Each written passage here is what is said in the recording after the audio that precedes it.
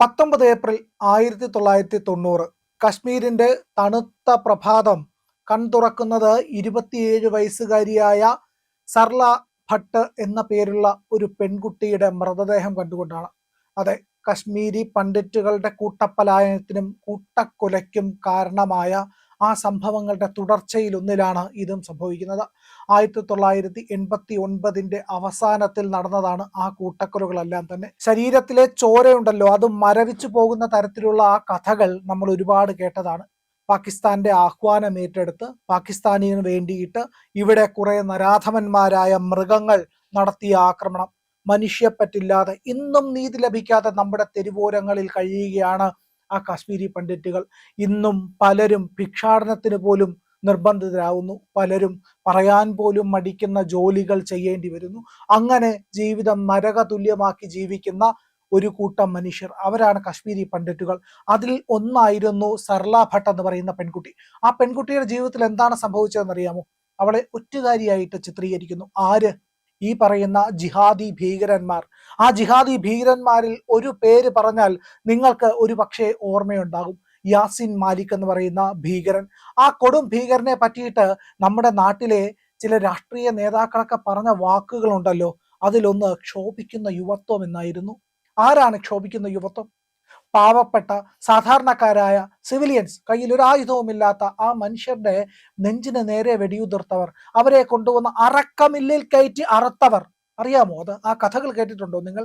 അറക്കമില്ലിൽ തടി അറക്കുന്ന ആ വാളുണ്ടല്ലോ, അതിങ്ങനെ അതിവേഗത്തിൽ ചലിക്കുമ്പോൾ അതിലേക്ക് ഒരു മനുഷ്യന്റെ തല പിടിച്ചമർത്താനുള്ള ആ ക്രൂരമായ മനസ്സ്, ആ മനസ്സിന്റെ ഉടമയായിരുന്നു ഈ ഭീകരർ. അതിലൊരുത്തനാണ് യാസിൻ മാലിക് എന്ന് പറയുന്നത്. അത്രയേറെ ഭീകരമായ കൊലകൾ ചെയ്തവൻ എന്നുള്ളതാണ്. അപ്പോൾ ഈ പറയുന്ന സർല ഭട്ട് എന്ന് പറയുന്നത് അവിടുത്തെ ഒരു ആശുപത്രിയുണ്ട്, ആ ആശുപത്രിയിലെ നേഴ്സായിരുന്നു.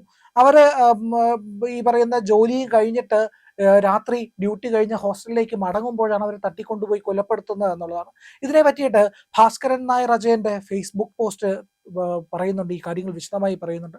ഈ സാമദ്രോഹിയൊക്കെ ക്ഷോഭിക്കുന്ന യുവത്വം എന്നൊക്കെ പറയാൻ എഴുതാൻ എങ്ങനെ മനസ്സ് വന്നടാ സാമൂഹ്യ ദ്രോഹികളെ?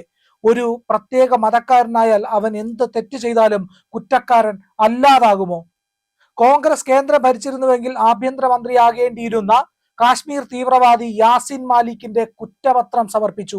36 വർഷത്തെ കാത്തിരിപ്പ് എന്നാണ് അദ്ദേഹം ഈ പോസ്റ്റ് തുടങ്ങുന്നത്. അതെ, അതായത് 36 വർഷത്തിന് ശേഷമാണ് അവിടുത്തെ സ്റ്റേറ്റ് ഇൻവെസ്റ്റിഗേഷൻ ഏജൻസി നടത്തിയ അന്വേഷണ റിപ്പോർട്ട് ഇപ്പോൾ കോടതിയിൽ സമർപ്പിച്ചിരിക്കുന്നത്, അതിന്റെ കുറ്റപത്രം സമർപ്പിച്ചിരിക്കുന്നത്. 36 വർഷം. ആ സർലാദേവി ഇന്ന് ജീവിച്ചിരുന്നെങ്കിൽ 50-ലേറെ കഴിഞ്ഞ, ഏതാണ്ട് വാർദ്ധക്യത്തിനോട് അടുക്കുന്ന പ്രായത്തിൽ അവർ എത്തുമായിരുന്നു എന്നുള്ളതാണ്. അങ്ങനെ അനീതിയായി അവരുടെ ജീവിതത്തിലെ ഏറ്റവും മുഴുവൻ അനീതിയാണ്. ആ അനീതിയാണ് കാരണം സുപ്രീം കോടതി കഴിഞ്ഞ ദിവസം കൂടി പറഞ്ഞതേ ഉള്ളൂ, justice delayed is justice delayed എന്ന്. അതായത് വൈകി ലഭിക്കുന്ന നീതി അനീതിയാണ്, അത് നീതിയല്ല, നീതി വൈകുന്നത് അനീതിയാണ് എന്ന് പറയുന്നുണ്ട്. അപ്പൊ ഇതിനകത്ത് ഈ യാസിൻ മാലിക്കിനെയൊക്കെ ആര് എങ്ങനെ ചിത്രീകരിക്കുന്നു എന്നുള്ളത് കൂടി പ്രധാനപ്പെട്ട ഒരു കാര്യമാണ്. പേര് ഈ സർല ഭട്ട്, കുറ്റം കാശ്മീർ ഹിന്ദുവായി ജനിച്ചു എന്നുള്ളതാണ്.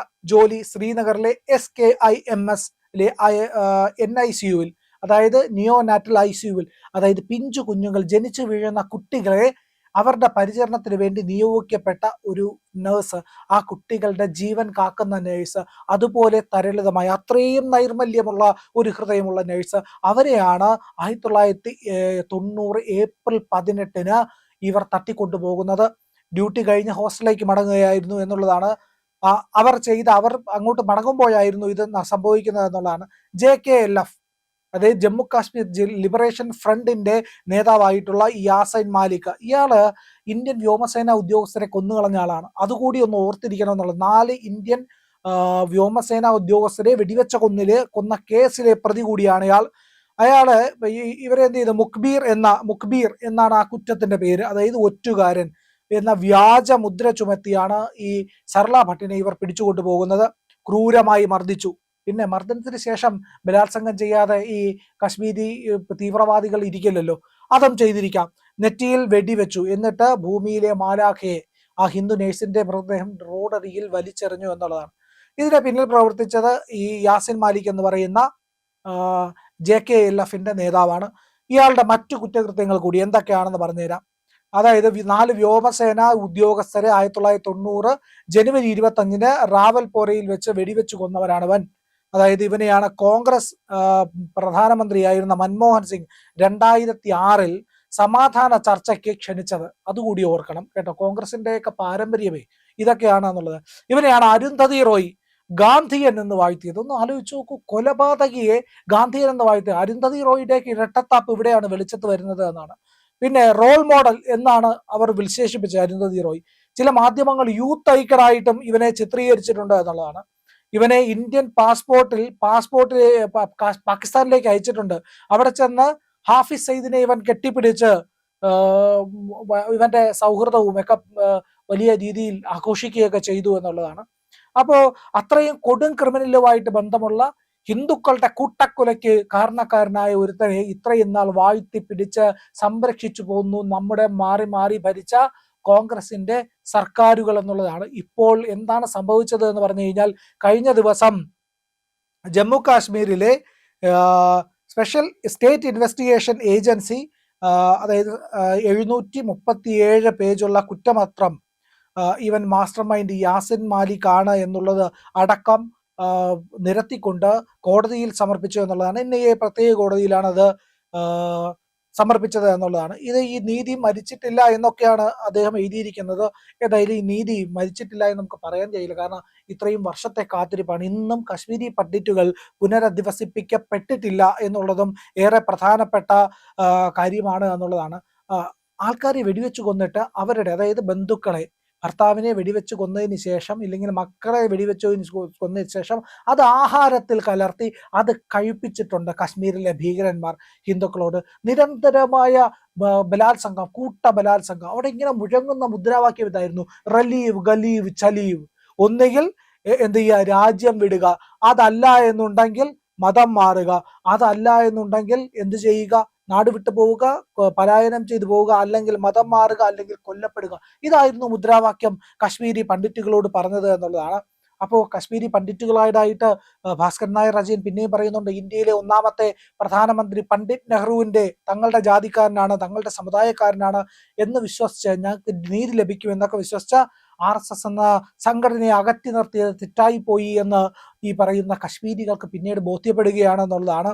ഏതായാലും അവരുടെ സഹനം വെറുതെ ആവില്ല. നിങ്ങളെ നാട് കടത്തിയവർ ഇന്ന് കോടതി കയറുന്നുണ്ട് എന്നാണ്. ഇത് പുതിയ ഇന്ത്യയാണ്. ഇവിടെ തീവ്രവാദികൾക്ക് ബിരിയാണിയല്ല ബുള്ളറ്റാണ് കൊടുക്കുന്നത്. ഇവിടെ കൊലയാളികൾ യൂത്ത് ഐക്കണാവില്ല, തൂക്കിലേറ്റപ്പെടും. അപ്പോൾ ഈ നീതി വൈകുന്നത് ഇനിയും നീതി നിഷേധിക്കപ്പെടില്ല എന്നുള്ളത് കൂടി പറയുന്നുണ്ട്. ഇത് മോദിയുടെ ഇന്ത്യയാണ് എന്ന ഭാസ്കരൻ നായർ അജയൻ പറഞ്ഞു നിർത്തുന്നുണ്ട്. ഈ അനീതിയുടെ കഥയുണ്ടല്ലോ, ഇത് ഒരു കഥ മാത്രമല്ല, കുട്ടികളെ പോലും കൊന്നു തള്ളിയിട്ടുണ്ട്. അതായത് നമ്മൾ ഹോളോകാസ്റ്റിന്റെ കഥയൊക്കെ പറയില്ലേ, അച്ഛനെയും അമ്മയെയും കുഞ്ഞുങ്ങളെയൊക്കെ വിവസ്ത്രരാക്കി 100 കണക്കിന് മനുഷ്യരെ ഇങ്ങനെ വലിയ ചേമ്പറുകൾക്കകത്തേക്ക് കടത്തിവിട്ടിട്ട് അണുവായുധത്തിന് സമാനമായിട്ടുള്ള അണുവികിരണം പുറപ്പെടുവിക്കുന്ന പദാർത്ഥങ്ങൾ ഇതിനുള്ളിലേക്കിട്ട് ആൾക്കാരെ കൂട്ടക്കൊല ചെയ്യുന്നത്. അതിലും മൃഗീയമായിട്ടായിരുന്നു അച്ഛനെ മക്കളുടെ മുമ്പിൽ വെച്ച്, മക്കളെ അമ്മയുടെ മുമ്പിൽ വെച്ച് ഒക്കെ കൊല ചെയ്ത ഭീകരന്മാർ. കശ്മീരിൽ ഇന്നും അവന്മാർ സ്വതന്ത്രരായി നടക്കുന്നുണ്ട് എന്നുള്ളതാണ്. ഇവിടെ മനുഷ്യാവകാശം പറയുന്ന അരുന്ധതി റോയിയെ പോലുള്ളവർ, അമർത്യ സെന്നിനെ പോലുള്ളവരൊക്കെ ഇതൊന്നും കാണില്ല എന്നുള്ളതാണ്. കാരണം ഇവരുടെയൊക്കെ കണ്ണിനകത്തിരിക്കുന്ന റെറ്റിനയിൽ പ്രത്യേക തരം ചില പദാർത്ഥങ്ങൾ ഫിറ്റ് ചെയ്തിട്ടുണ്ട്. അവർക്ക് വർഗീയതയുടെ, ചില ആൾക്കാരെ പ്രീതിപ്പെടുത്തുന്നതിന്റെ രീതിയിൽ മാത്രമേ കണ്ണുകൾ ചലിക്കുകയുള്ളൂ.